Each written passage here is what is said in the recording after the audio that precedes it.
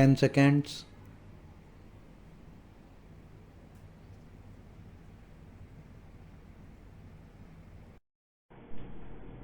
Sir, several questions raised regarding the Defense Ministry and the External Affairs and Irrigation Ministries have been clarified by my colleagues from those ministries.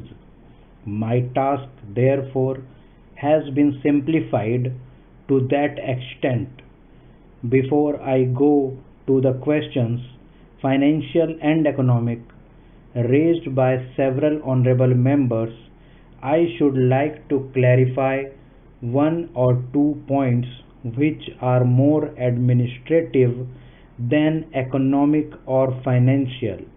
One of them was raised by my honorable friend.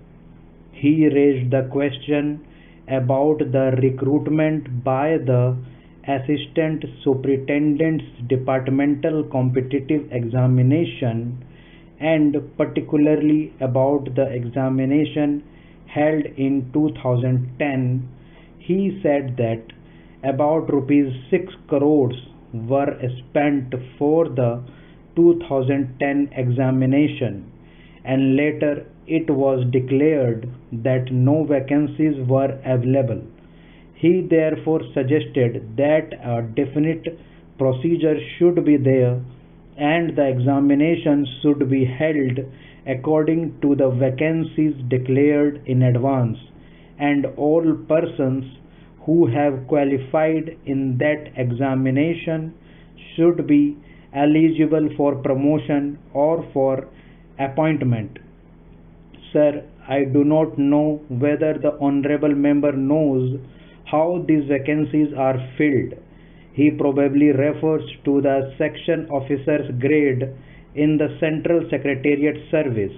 This is filled 50% by direct recruitment and 25% by departmental competitive examination open to the assistants, that is, the next lower grade, and the rest 25% by promotion of the assistants on the basis of seniority subject to fitness. The examination, therefore, that he was referring to was a departmental competitive examination for filling 25% of the vacancies.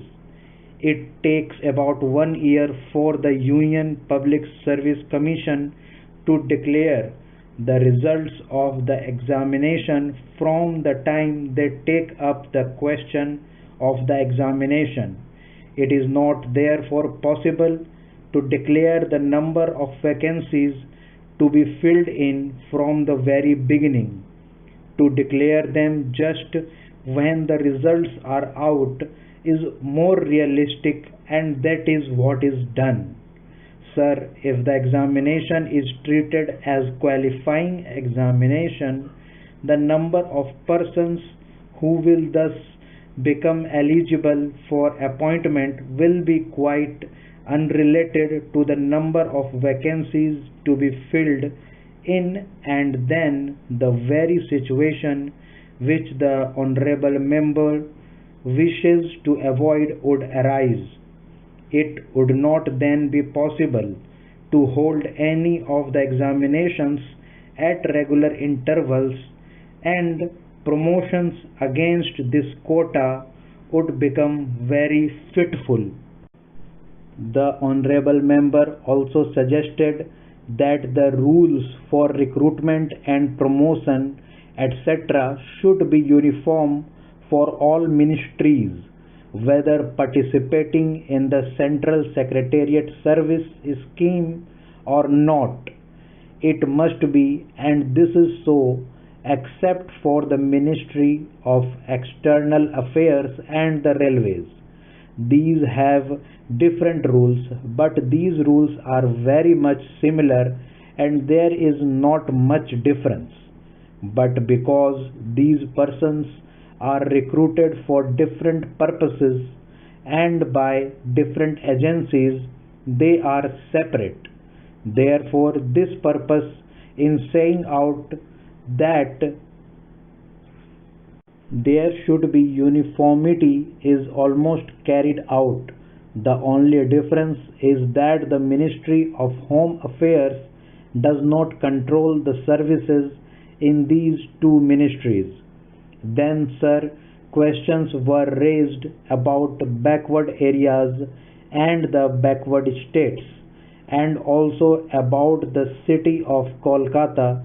If the budget is properly scrutinized, it would be found that assistance is provided for the states, particularly the backward states, and the Finance Commission, which assesses the overall requirements of the states, takes this into consideration and makes its recommendations, which are carried out every time the Finance Commission's recommendations are received, and they are received periodically according to the Constitution.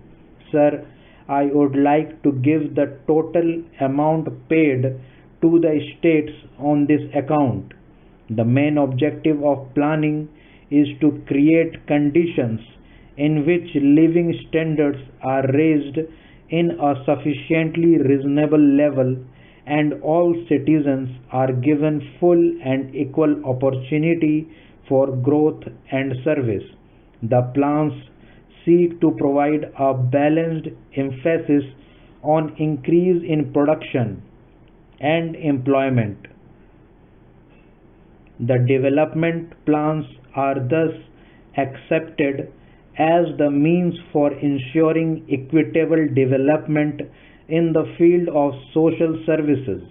There is no reason to suppose that the needs of the less fortunate or prosperous states are being neglected, but it would not be proper to expect that all these differences could be wiped out now immediately. It must be seen whether we are going towards that very end or not.